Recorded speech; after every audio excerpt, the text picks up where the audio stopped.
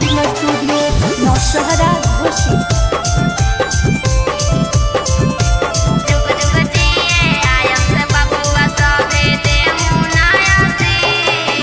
जन्मदिन अइलै हमरा से जैसन भाई के डीजे पर नाचा सब कमर हिलाई के।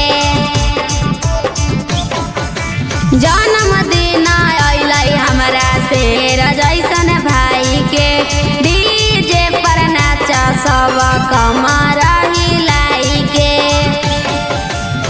हैप्पी बर्थडे टू यू बोल के करम सबे जुग जुग जिए आयंस बबुआ सभे देहु नया शीश। जुग जुग जिए आयंस बबुआ सभे देहु नया शीश।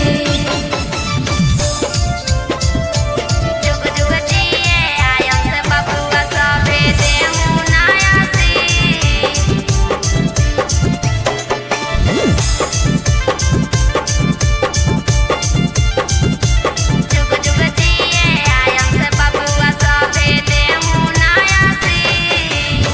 गाँव घर में खुशी से मिठाई बटवाई बैजी।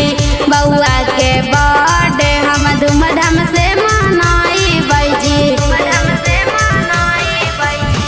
गाँव घर में खुशी से मिठाई बटवाई बैजी। बउआ के बर्थडे हम धूमधाम से मनाई बैजी। शीशा नियन चम चम चमकत रहे जुग जुग जिए आयंस बबुआ सभे देहु नया शीश। जुग जुग जिए आयंस बबुआ सभे देहु नया शीश। जुग जुग जिए आयंस बबुआ सभे देहु नया शीश।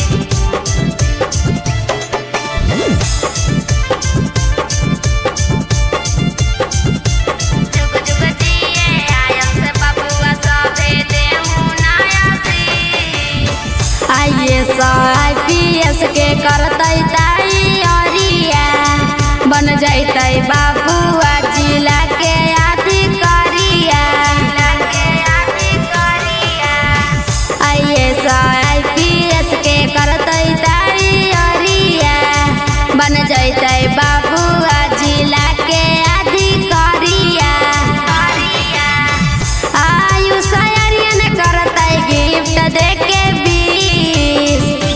जुग जुग जिए आयंस बबुआ सभे देहु नया शीश। जुग जुग जिए आयंस बबुआ सभे देहु नया शीश।